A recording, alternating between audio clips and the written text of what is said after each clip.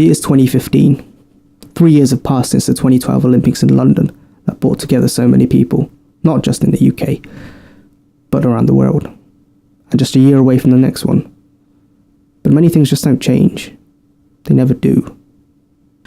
The United Kingdom, Great Britain, whatever you want to call it. In each city, beautiful buildings, beautiful art, beautiful woman, diverse cultures. Muslims, Jews and Christians, all in the same place. It's like a big melting pot. So many people used to tell me, it's just so difficult to be a good Muslim or a good anything in this country. Apparently you can't teach your real roots. I say bullshit. I'm proudly British and a Muslim. Yeah, that's the new nickname we now have. Personally, I say this is a great country, multicultural and all that. But not everyone feels that way. There are the comments, the little things people say when they think you aren't listening. Can always go that step further. We were all a bit scared. Even Aamir at first. I was really scared. Every day I wondered if it would be my last.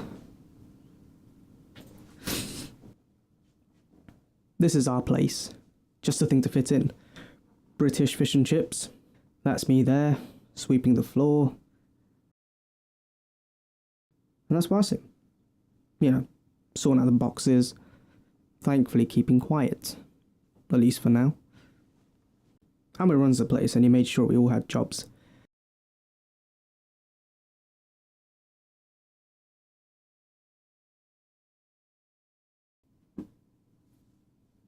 Now, this guy, you see him?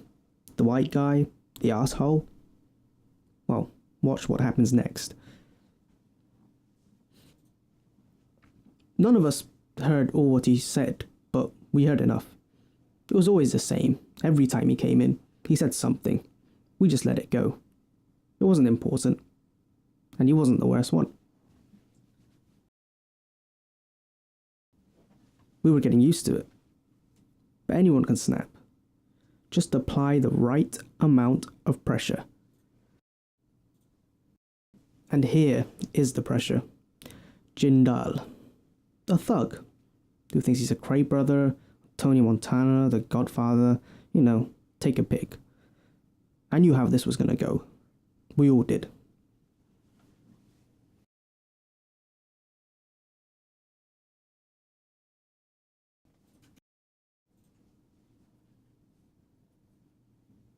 Wasim shouldn't have done it, but the guy was unpredictable. You didn't keep him happy, he could do anything.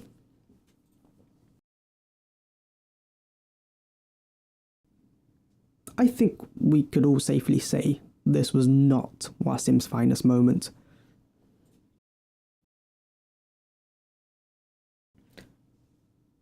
Now, I didn't like the reaction, nor did anyone else, but Wasim did ruin his shirt.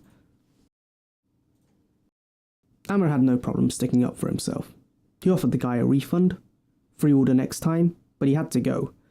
He wasn't going to let him stay now. It wasn't enough for Jindal though. He couldn't let little chubby Aamir be the hero. He had to push it. He told the guy to apologize. And here's Julie, on the phone to her sister Emma, in Portsmouth. Nice girls, but man, they talk. Pretty much the worst time for her to pop in.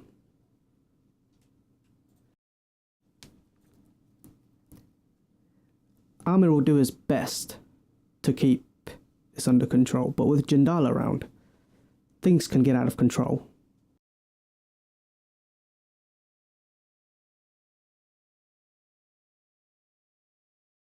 Really fast.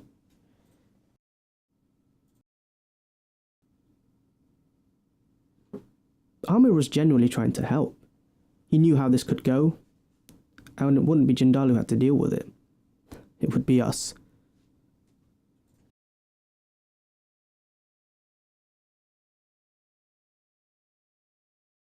Yeah, the idiot just said he wouldn't charge us for the entertainment.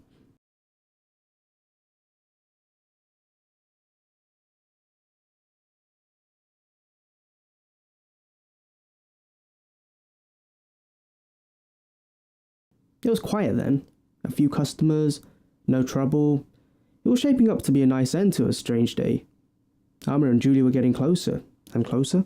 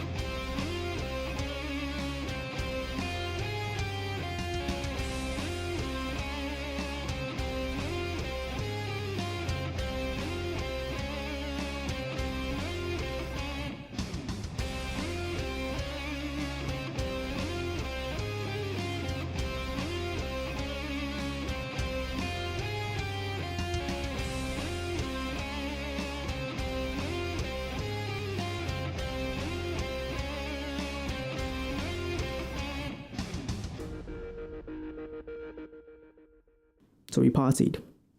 It was Eid festival and we were celebrating for more than one reason.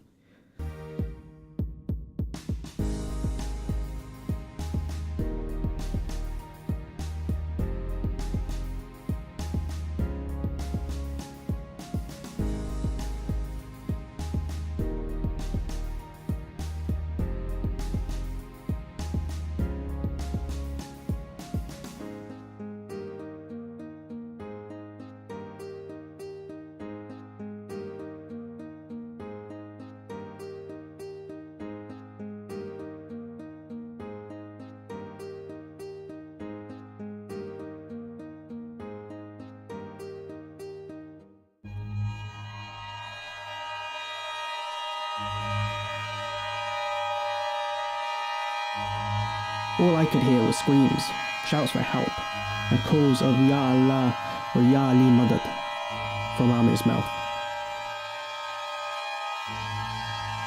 There was no time, really. I just needed to tell them who had done it. But Aamir had figured it out. He knew exactly who it was.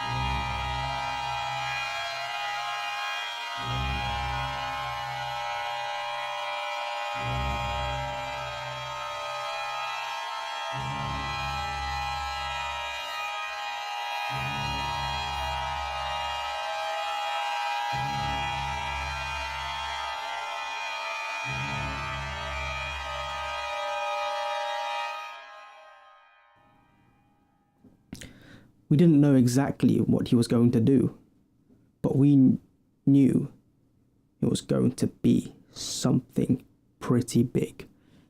He went after them all one by one. And Aamir told us he asked them to apologize. He didn't expect them to, but he asked.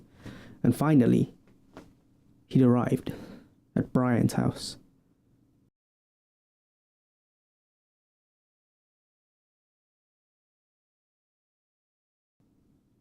Word of that night spread quickly, and many incidents just like this followed, from ourselves and from others. But none of us were ever taken in by the police. No one would testify, and others were just happy someone was taking care of things. Well, Aamir was really the one taking care of things. We just helped as much as we could. With every person that was took down, the more public support we got. Politicians, corrupt police officers, businessmen, they were all scared. Scared that there was a new vigilante, hero, whatever you want to call it, on the scene. And though they wouldn't admit it, the other gangsters, well, they were just plain shitting themselves. He even offered us jobs. Who thought me getting beaten the crap out of would spark a revolution? It was different now. The people were different, They knew Aamir, and they knew what he could do. He had power.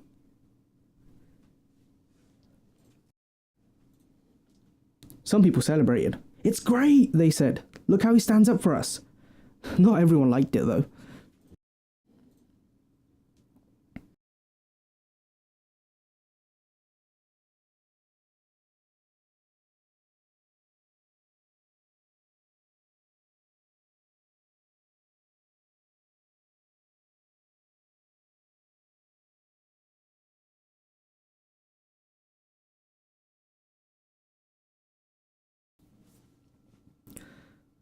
Things between Aamir and Julie seemed like it would sort itself out. But Julie was afraid of what Aamir was becoming. She finally told him why. She told him about her sister, what happened to her. You know, she had a violent boyfriend, beat her mercilessly, and even raped her. I mean, it's such a sad story. You can understand why she would be afraid, but Aamir wasn't like that, surely. She was afraid he was. Terrified that she would suffer the same fate. But Aamir wanted to assure her, as much as he could, that he is not like that guy, and that he would find him. He would bring justice. But Julie knew what that meant, and that's not what she wanted. She just wanted her old Aamir back. The kind, soft-hearted, timid. But she knew. Aamir knew. We all knew. That Aamir was long gone. When he would come back? No idea. So this love story had its inevitable end. And that broke Aamir into pieces.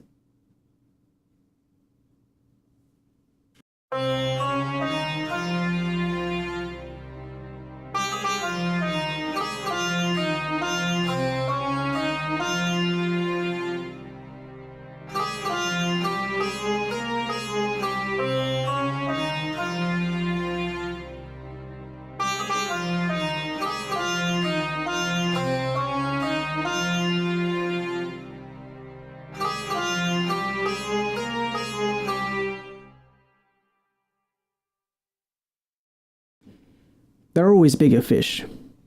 Jindal's boss, Rashid, the local gangster, Asian gangster at that, was none too pleased that Aamir said no. Rashid wanted Aamir on his team, a symbol of hope for the community, he said. Aamir knew though. He knew what it meant. So he walked away. Rashid was angry. People didn't say no to him. Everyone said it was proof. Proof that Aamir hadn't really changed. But even that was a lie.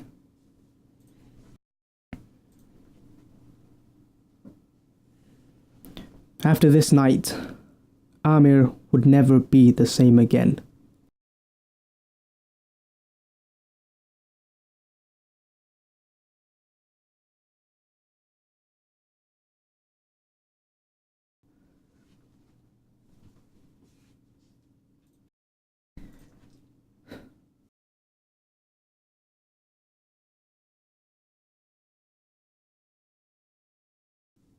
And he was just getting started.